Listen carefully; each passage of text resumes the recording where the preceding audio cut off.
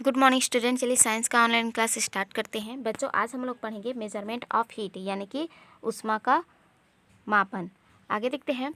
We have study that heat is an energy whose effect causes the temperature of an object to increase. देखिए बच्चों, बोला जा रहा है कि हम पढ़ चुके हैं कि ऊष्मा एक प्रकार की ऊर्जा है जिसके प्रभाव से वस्तु के ताप में वृद्धि होती है। आगे देखते हैं। This property use to measure the heat energy. ठीक है, और इस गुण का उपयोग ऊष्मा के मापन में किया जाता है। आगे देखते हैं। ऐसा unit of heat energy is joule. ठीक है, यानी कि ऊष्मा ऊर्जा का एसआई मात्रक जूल है। Other unit of heat energy are calorie and kilo calorie. ठीक है, यानी कि ऊष्मा के जो अन्य मात्रक हैं वह कैलोरी और किलो कैलोरी भी हैं। आगे देखते हैं। 1 calorie heat is the amount of heat that increase the temperature of 1 gram of by 1 degree Celsius. ठीक है, बोला जा रहा है कि 1 calorie heat is the amount of the heat that increases the temperature of 1 gram of water by 1 degree Celsius. एक calorie ऊष्मा का वह परिणाम है जो 1 ग्राम जल के ताप में 1 डिग्री सेल्सियस की वृद्धि कर दे। आगे देखते हैं। 1 calorie equal to 4186 joule and 1000 calorie equal to 1 kilo calorie. ठीक है, बोला जा रहा है कि 1 कैलोरी बराबर 4186 जूल होता है तथा 1000 कैलोरी बराबर 1 किलो कैलोरी होता है। ठीक है, आगे देखते हैं। 1 kilo calorie heat is the amount of heat that rises the temperature of 1 kilogram of water by 1 degree Celsius. 1 kilo calorie ऊष्मा का वह परिणाम है जो 1 किलोग्राम जल का ताप 1 डिग्री सेल्सियस बढ़ाने के लिए आवश्यक है। आगे देखते हैं। स्पेसिफिक हीट कैपेसिटी यानी कि विशिष्ट ऊष्मा धारिता। आगे देखते हैं। Let us think about the factor that govern the amount of energy to be observe by the body for increasing its temperature. ठीक है, बोला जा रहा है कि आइए अब हम उन कारकों पर विचार करें जिन पर किसी वस्तु की ताप वृद्धि के लिए वस्तु द्वारा अवशोषित ऊष्मा की मात्रा निर्भर करती है। Experiment so the thermal energy required to heat an object depend on the following factor. ठीक है, प्रयोग द्वारा यह पाया गया है कि किसी वस्तु को गर्म करने के लिए आवश्यक ऊष्मा निम्न कारकों पर निर्भर करता है। तो चलिए फर्स्ट कारक देखते हैं। देखिए बच्चों, फर्स्ट में दिया है मास ऑफ द ऑब्जेक्ट यानी कि वस्तु के द्रव्यमान पर। आगे देखते हैं। Larger the mass of the object higher the required thermal energy for increasing the temperature bye a fix amount. वस्तु का द्रव्यमान जितना अधिक होगा निश्चित ताप वृद्धि के लिए उतना ही अधिक ऊष्मा की आवश्यकता होगी। नेक्स्ट देखते हैं। Extend of the change in temperature. ठीक है, यानी कि ताप वृद्धि पर। ठीक है, दूसरा जो कारक है वह है extent of the change in temperature यानी कि ताप वृद्धि पर। Higher the increase in temperature larger is the thermal energy needed.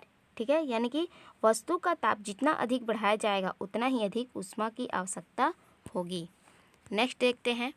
Third में देखिए बच्चों दिया है nature of the material of the object to increase the temperature by the same amount object of different material with equal mass require different amount of thermal energy. This energy needed depend on the nature of the material. ठीक है, यानी कि विभिन्न पदार्थों के सामान्य द्रव्यमान के ताप में समान वृद्धि के लिए है ना विभिन्न ऊष्मा के परिणाम की आवश्यकता होगी। यह पूर्णतः पदार्थ की प्रकृति पर निर्भर करता है। ठीक है, यानी कि किस वस्तु के ताप वृद्धि के लिए कितना ऊष्मा की आवश्यकता होगी यह उस वस्तु की प्रकृति पर निर्भर करता है। आगे देखते हैं। Metals and oils heat up faster in comparison to water.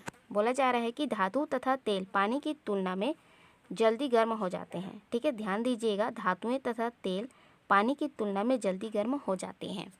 It means that to increase the temperature of this object by the same amount we required less thermal energy than for water. ठीक है, अर्थात समान ताप वृद्धि के लिए उन्हें पानी की तुलना में कम ऊष्मा की आवश्यकता होगी।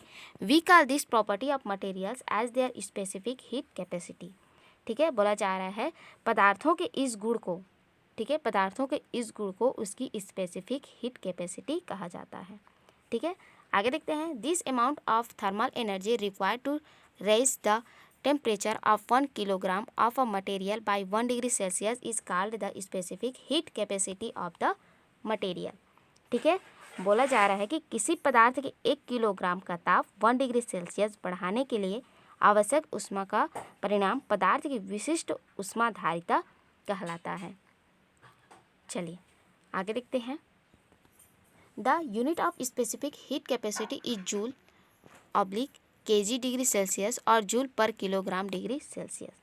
ठीक है, यानी कि विशिष्ट ऊष्माधारिता का मात्रक जूल, ठीक है, प्रति किलोग्राम डिग्री सेल्सियस या जूल प्रति किलोग्राम डिग्री सेल्सियस है।